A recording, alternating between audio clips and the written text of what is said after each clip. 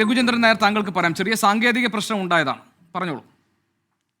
ശ്രീ ഗോപികൃഷ്ണൻ, ഇതിനകത്ത് നമ്മൾ മനസ്സിലാക്കേണ്ടത്, നമ്മൾ ട്രൈ ചെയ്തുകൊണ്ടിരിക്കാൻ നമ്മൾ ട്രൈ ചെയ്താൽ മാത്രമേ നമ്മൾ കേരളത്തിന്റെ ഒരു പെർസെപ്ഷൻ മാറി കിട്ടുള്ളൂ.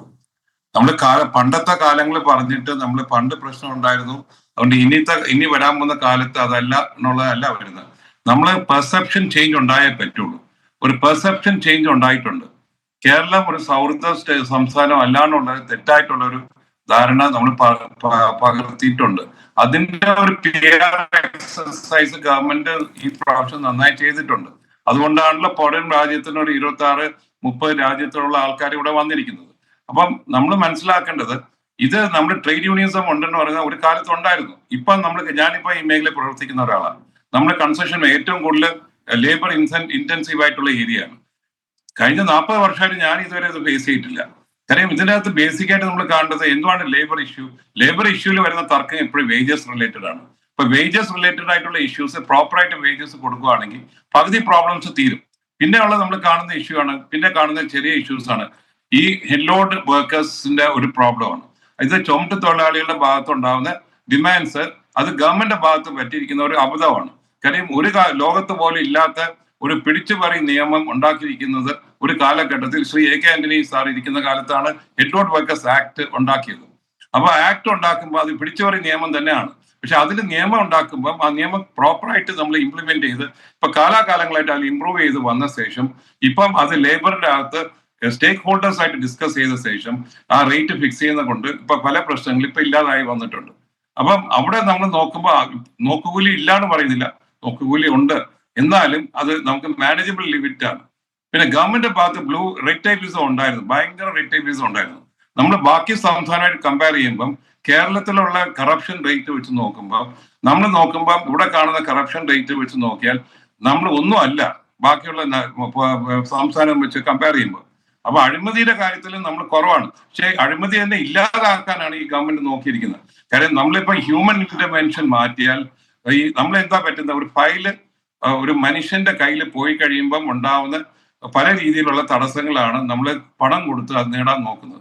അത് മാറ്റി ഇപ്പൊ കേസ് സ്മാർട്ടായിട്ടും കേസ് സ്വിഫ്റ്റ് ആയിട്ടും കൊണ്ടുവന്നുകൊണ്ട് പല കാര്യങ്ങളും മാറി വന്നപ്പം 30 ഡേയ്സിന്റെ അകത്ത് 30 ദിവസത്തിന്റെ അകത്ത് പെർമിറ്റ് കൊടുക്കാനുള്ള സംവിധാനം സർക്കാർ കൊണ്ടുവന്നു. അപ്പൊ അത് സർക്കാരിന്റെ ഒരു ഗുഡ് വില്ലാണ്. അത് ഇപ്പൊ ഈ സർക്കാർ കൊണ്ടുവന്നാലും അടുത്ത സർക്കാർ വന്നാലും ഇത് അവരുടെ ബെനിഫിഷ്യറിയാണ്. അപ്പൊ ഇതിനെ ഇന്ന സർക്കാർ കൊണ്ടുവന്നോ അല്ലെങ്കിൽ മറ്റു സർക്കാരുകൾ, കാര്യം കേരളത്തിന്റെ യഥാർത്ഥ സാഹചര്യം മനസ്സിലാക്കി നമ്മൾ നോക്കുമ്പോൾ നമ്മളൊരു ഈസ് ഓഫ് ഡൂയിങ് ബിസിനസ് എന്ന് പറയുന്നത് അത് ഈസ് ഓഫ് റിഫോംസ് കൊണ്ടുവന്നു. നമ്മൾ ഏകദേശം 10-30 റിഫോംസ് കൊണ്ടുവന്നുകൊണ്ടാണ് നമുക്ക് മുകളിലോട്ട് എത്തിപ്പെടാനായിട്ട് പറ്റിയത്. അപ്പൊ അവിടെ നമ്മൾ നോക്കുമ്പോൾ നമ്മൾ കാണുന്നത് കേരള ഗവൺമെന്റിന്റെ ഭാഗത്തും സർക്കാരിന്റെ ഭാഗത്തും നമുക്ക് എങ്ങനെ എത്രയും പെട്ടെന്ന് എങ്ങനെ പെർമിറ്റ് കൊടുക്കാൻ പറ്റും, എത്രയും പെട്ടെന്ന് ഒരു വ്യവസായം എങ്ങനെ തുടങ്ങാൻ പറ്റും. അപ്പൊ അതിൽ വരുമ്പോൾ നമ്മളിപ്പം വന്നിരിക്കുക 30 ദിവസം കഴിഞ്ഞാൽ ടീം അപ്രൂവൽ എന്ന് പറയുമ്പോൾ 30 ദിവസത്തിനകത്ത് കൊടുത്തില്ലെങ്കിൽ ഓട്ടോമാറ്റിക് അപ്രൂവൽ സീലടിച്ച് കൈ തരുവാണ്. അപ്പൊ അങ്ങനെയുള്ള വ്യവസ്ഥ കൊണ്ടുവരുമ്പം തന്നെ കുറെ കാര്യങ്ങളും വ്യത്യാസം വന്നിട്ടുണ്ട്. അപ്പം നമ്മൾ അങ്ങോട്ട് പോകുമ്പോൾ നമ്മൾ നല്ല രീതിയിൽ ചിന്തിക്കുക. കാര്യം നമുക്ക് കാലാകാലം പഴയ ഹിസ്റ്ററി വെച്ച് പഴയ പ്രശ്നങ്ങൾ പറഞ്ഞ് പണ്ടത്തെ പ്രശ്നങ്ങൾ പറഞ്ഞ് നമ്മൾ അതിനെപ്പറ്റി കുഴപ്പിക്കാതെ നമ്മൾ മുന്നോട്ട് പോകാനായിട്ടുള്ള മാർഗം നോക്കുക. ഇപ്പൊ ഇതിൻ്റെ അകത്ത് നമ്മളെ ഒരു ബിസിനസ് കമ്മ്യൂണിറ്റിയിൽ ചേംബർ ഓഫ് കോമേഴ്സ്, എനിക്കിപ്പോ രാഷ്ട്രീയം പ്രത്യേകിച്ചൊന്നും ഇല്ല. അത് LDF ആവട്ടെ, UDF ആവട്ടെ, BJP ആവട്ടെ, ആര് നല്ല കാര്യം കൊണ്ടുവന്നാൽ നല്ലതിനെ പറയുന്ന നമ്മളെ ഒരു സംവിധാനം നമുക്കറിയാം. ഞങ്ങൾ ബിസിനസ് ചെയ്യാതിരിക്കുന്ന ആൾക്കാരാണ്. നമുക്ക് തടസ്സങ്ങൾ വരുന്ന ഭാഗത്ത് നിങ്ങൾ സർക്കാരിന്റെ ശ്രദ്ധയിൽ കൊണ്ടുവന്നിട്ടുണ്ട്. സർക്കാർ അപ്പം തന്നെ അതിനെ ചർച്ച ചെയ്തിട്ടുണ്ട്, അതിന് പരിഹാരം കണ്ടുപിടിച്ചിട്ടുണ്ട്. അപ്പൊ ഇവിടെ നമുക്ക് കാണേണ്ടത്, നമുക്ക് ഇപ്പൊ വന്നിരിക്കുന്ന ഒരു ഇനിഷ്യേറ്റീവ്, ഇതിൽ MOU സൈൻ ചെയ്യുകയൊന്നുമല്ല. ഗവൺമെന്റ് ഇപ്പൊ ഇതിൽ പറഞ്ഞിരിക്കുന്നത് നമുക്ക് ഇതിനെ ഷോക്കേസ് ചെയ്യുക, നമ്മൾ കേരളത്തിന്റെ പൊട്ടൻഷ്യൽ ഷോക്കേസ് ചെയ്തിട്ട് കേരളത്തിൽ എത്ര വ്യവസായം കൊണ്ടുവരാൻ പറ്റും.